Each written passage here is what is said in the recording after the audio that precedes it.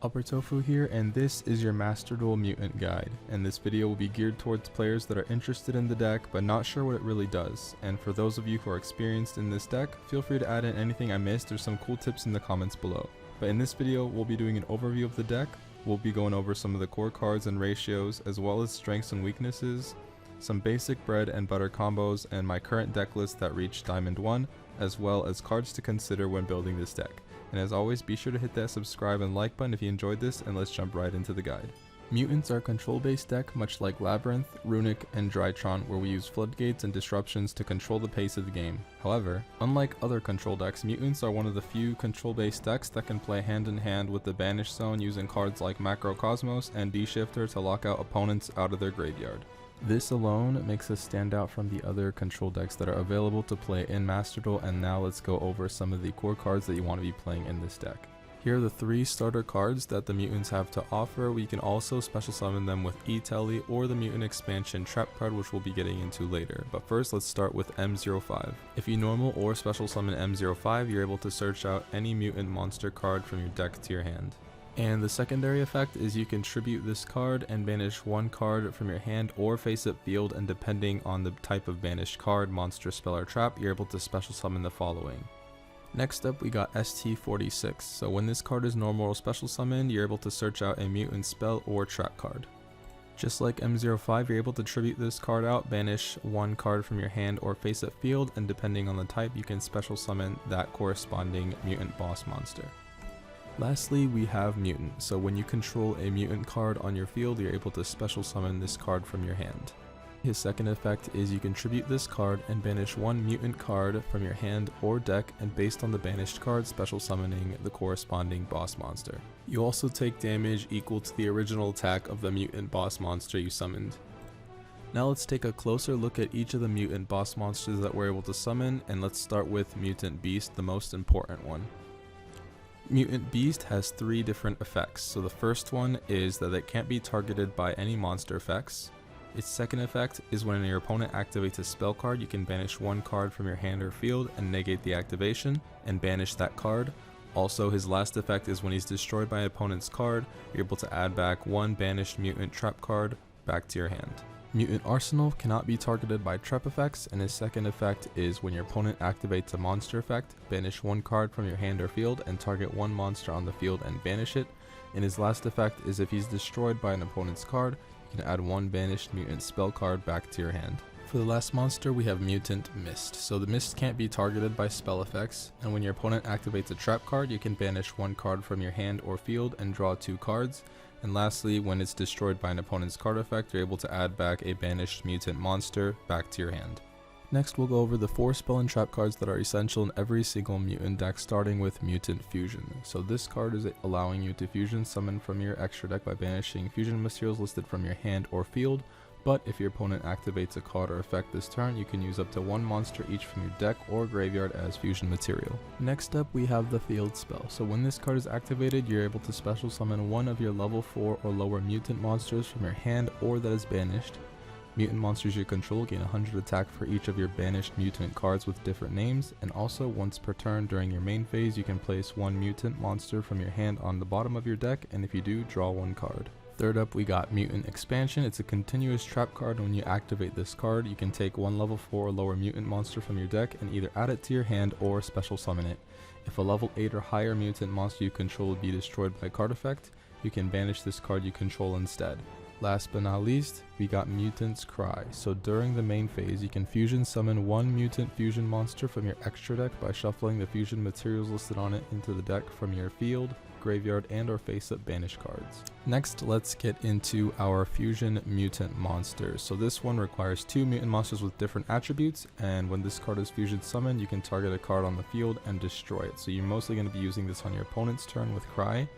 When your opponent activates a card or effect, you can activate this effect. For the rest of this turn, this face-up card is unaffected by the effects of the opponent's cards of the same type, monster, spell, or trap as that card. And if this fusion summon card you control is destroyed by an opponent's card, you can add back one spell, trap, or monster banished mutant card back to your hand. And maybe an example of this effect can be you use Mutant's Cry on your opponent's turn, popping your opponent's Mirror Jade. and your Mirror Jade tries to banish you, but you chain Synthesis to become unaffected by monster effects. So even at the end of the turn, if he tries to destroy you, you're still alive because you're unaffected by all monster effects for that turn. Last up, we got Mutant Ultimus. This is our super boss monster, and it takes 3 level 8 or higher mutant monsters to summon him. So when a card or effect is activated, you're able to banish 1 mutant card from your hand, graveyard, or face-up field of the same type, and then negate the activation and banish that card. If this fusion summon card is destroyed by an opponent's card, you're able to actually add up 3 of your banished mutant cards, 1 of each, so it's got to be monster, spell, and trap to your hand. Next, we're going to be going over some strengths and weaknesses of this deck in general. So first off, the first strength is that it can be played in the banished zone. So a lot of decks can't be played in the banished zone, like Eldritch, Ignister, Runic, Labyrinth, Mathmech, Marincess, Branded, Evil Twin, and the list goes on. And either the banished zone shuts down the decks completely or just takes out a lot of resources and leaves them with no follow-up for next turn. So that's why this is a key strength in the Mutant deck. Next up, our next strength is that we set up interruptions on the opponent's turn. So the interruptions that we set up are usually a spell negate and either like a floodgate or like a mutant's cry as well to pop on the opponent's turn. And then also we have set up for next turn with like expansion or our searches with our monsters. So this allows us to either have a setup for next turn and also interrupt our opponents on their turn as well. And for our third strength, we have multiple effects on each monster. So let's say you normal summon your starter and you get ashed. Well, you still have your second effect that you can play as well, and if you have follow-up in your hand anyway, it doesn't really stop you at all, and that's why it's good to have multiple effects on each monster. Even our level 8 boss monsters have 3 effects, so I find that very useful. Alright, now let's get into some of the weaknesses that we have. So our first weakness is that we eat up our own resources because it requires us to, we do get to search, but it requires us to banish one of our own cards to summon our monster, which eats up resources, and if we use that effect multiple times, well, you end up with like no hand. So that would be one of our major weaknesses, is resource. Another weakness that we have is that we do lack draw power. Even though we do have draw cards such as Mutant Mist and Mutant Clash, which is one of our trap cards, the conditions are pretty hard to meet and you rarely get to use them.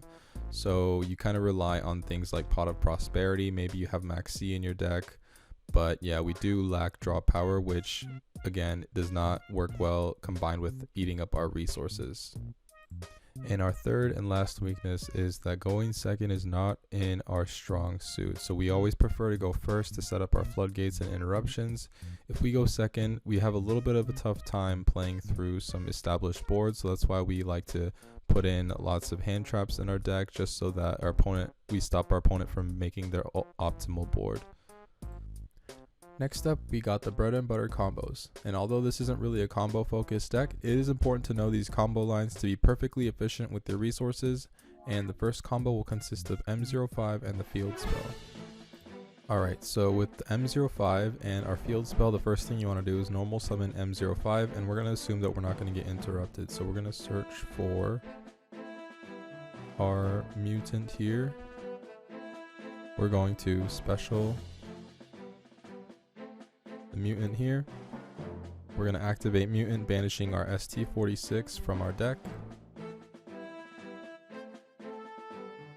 Summoning beast, and we're going to play the field spell, which special summons the card that we just banished. And we're going to, now this is up to you, so you can either search for expansion or cry. Let's just search for cry. We're gonna go into our beast again.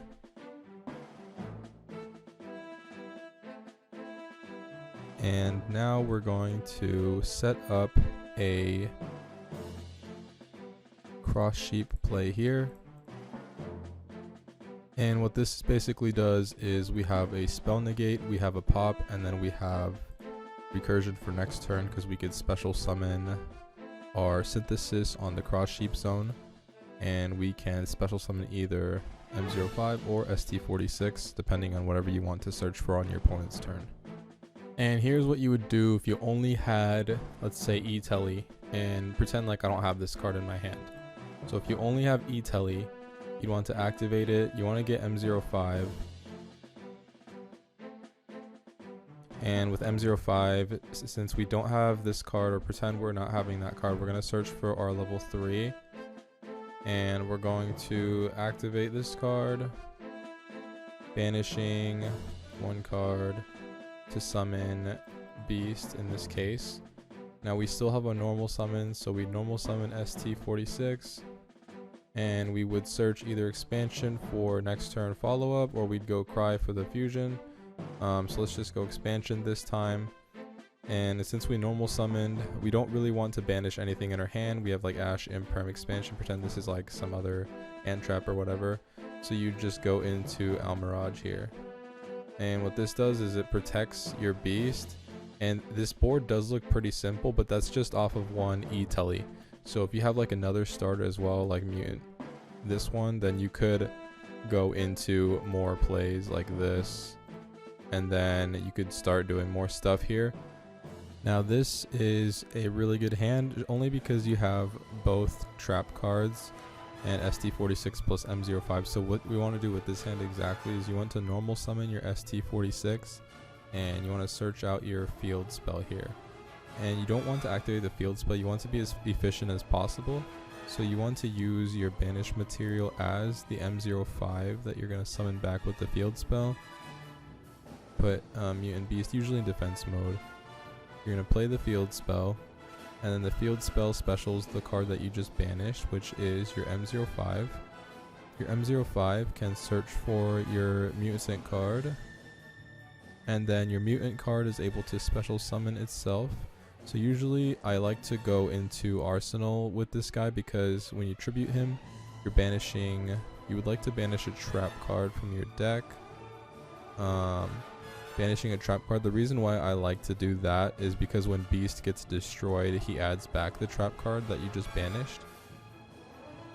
And then from here, it's kind of like personal choice. So you could just go into your 3rd level 8. And this is what that would look like. So you would banish the field spell. And you could be like this. You could stay here. Like you could chill like this. Only because if he gets destroyed, he gets to add back this. If he gets destroyed, he gets to add back this. Or if you want to go into a double spell negate, you would go into Draglubion with these two. And then with Draglubion, you would activate him, put back your arsenal, and summon your Hope Harbinger. So what this does is it's like a double spell negate, and these two can't be targeted. He can't be targeted by monsters, he can't be targeted at all. We would set these two and pass. So an example that we could do, let me show you guys something really quick. So you could do this play as well, although it's better to just use this card to get M05.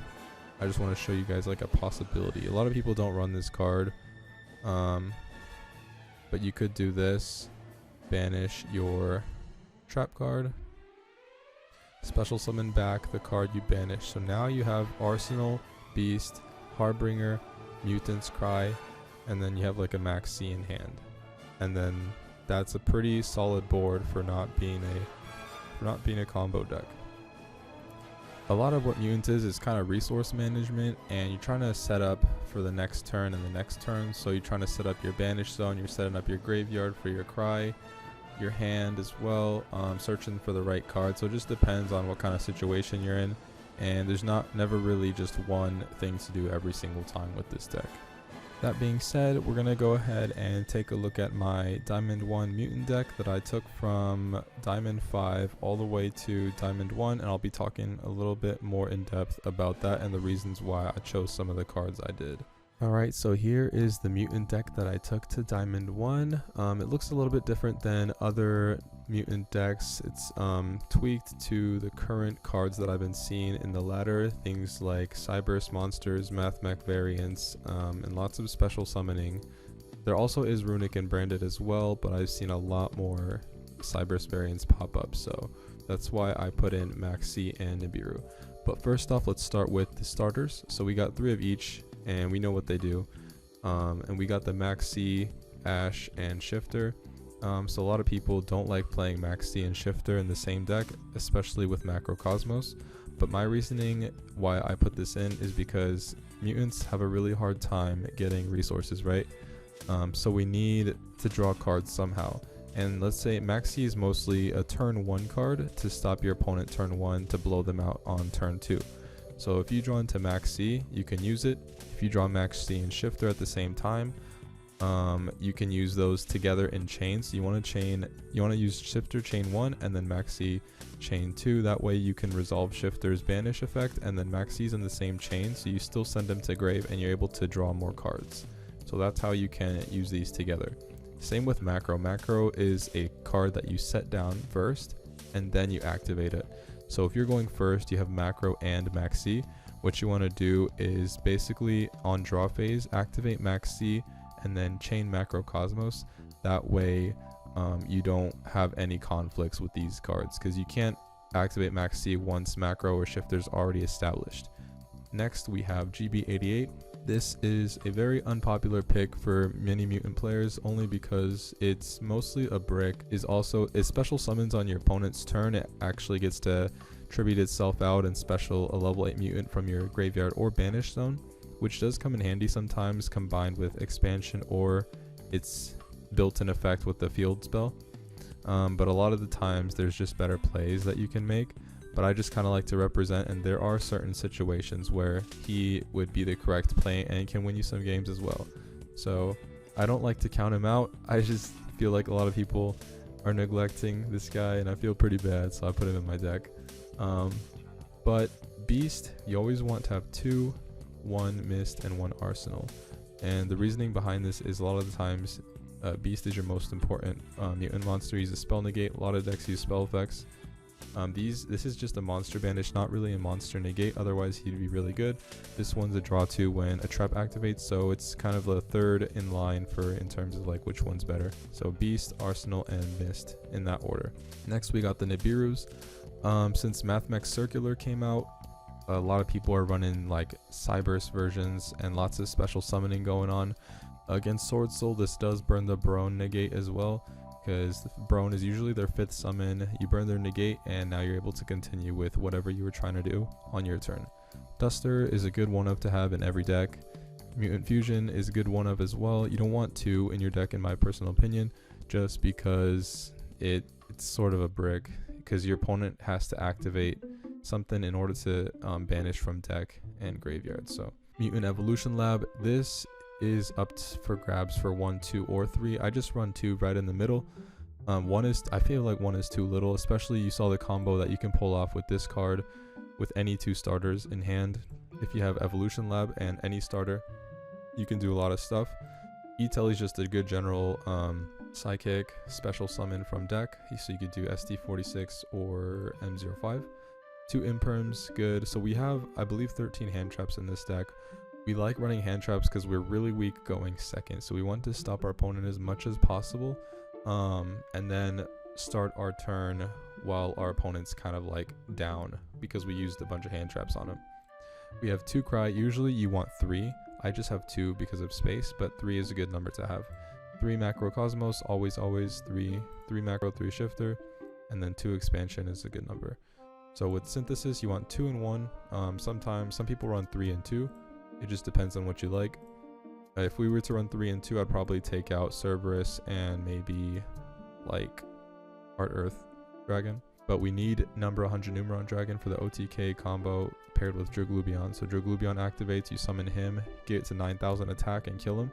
Heart Earth is kind of just it's like a material you can attach as well. Lancelot is a rank 8, goes into Zeus. Also, he has a really good effect where he can attack directly.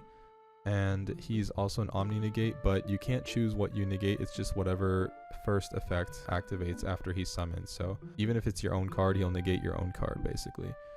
We got Almirage to protect your monster. We have Cerberus, you guys know the link, climbing into access code, monster pop, spell pop, cross shape, you guys saw that first combo, unicorn for the access code talker as well. So this is my Diamond 1 deck list. And we'll be getting into some of the cards that you can kind of swap out with this deck as well. So let's get right into that. Alright, so here are actually some cards that you might want to consider in your own version of your mutant deck. So first let's start off with Nemesis Keystone. So the point of this card is that you can banish him as a cost with any of your little mutants or your bigger mutants, and he kind of just comes right back during the end phase. So he just keeps coming back when he's banished, and it's just a great way to keep your resources alive instead of having to sacrifice them. And Nemesis Corridor is actually what you use to go into Colossus, and Colossus pretty much stops your opponent from searching anything. So yeah, you just use Nemesis Corridor, bring back a banished monster, special summon him, and then just go right into Colossus to stop your opponent from searching. Lord of Heavenly Prison combined with Eradicator Epidemic Virus is also a good combo. You probably want him at 2 to 3 and then this card at just 1. But basically what you're trying to do is kind of just destroy either runic decks, branded decks, or any deck that relies on spell or trap cards. And he also protects your back row, which is another bonus as well. Mind Control. The plan with Mind Control in Crackdown is basically you steal your opponent's monster and you banish it as cost with your little mutant. And I have done that back in the past, but there's just not enough space, in my opinion, to use this card right now. So, but this is a pretty good option combined with Crackdown. You got your draw cards. If I had to choose between these two, I would definitely choose Pot of Prosperity because you get to choose what's being banished. You can banish 3 or 6. Pot of Extravagance, you don't want to banish your fusion cards or your OTK combo as well, so I kind of hesitate to use this card. Cosmic is just good for Runic, or any like Floodgate based deck with like Skill Drain, Gozen, Rivalry, because Rivalry really messes you up. So Eradicator was with the Heavenly. Evenly Match is just a really good going second card, burns out like Flu or any like trap based deck that puts everything face down. There Can Only Be One is also a really good pick as well. A lot of our monsters are different types, so you can play around it, and if you normal summon a mutant card like the level 4 lower ones, you can just go into Almirage, and then that allows you to special summon another psychic monster or whatever you decide to do there. Last card is a mutant card, and this is actually a searchable monster negate, which is pretty good and has a built-in draw 1 if your level 8 destroys a monster by battle, so that's pretty cool too. And we have Dingirisu, the Orchist Evening Star, so he's just a really good rank 8 to go into. I just don't have the UR to build him just yet, but he is a pretty good link 8 that protects your cards, and you really want that, especially since you rely on like Macrocosmos and your monster cards, stuff like that. Blackluster Soldier is a bonus pick. I don't think you really need him, but I see some people running him and I see why he can be good, because you can use his, when you fusion or when you link summon with a level 7 or higher monster, you get these bonus effects, which are pretty cool. So that about does it for the mutant cards that you can add in, aside from mine. If you guys have any other like suggestions, make sure to let us know, or let me know in the comments below. I'm sure it'll help everybody that's trying to learn mutants or any other mutant players as well. I hope you guys enjoyed this guide. If you guys would hit that like and subscribe if you enjoyed it, I'd really appreciate it, and I hope this really helped you guys kind of understand what mutants are all about. Other than that, I got nothing else. Thank you guys for watching and everyone who supported me. I hope this really helped. Again, I know I'm repeating myself, but thank you guys, and I'll see you guys in the next video.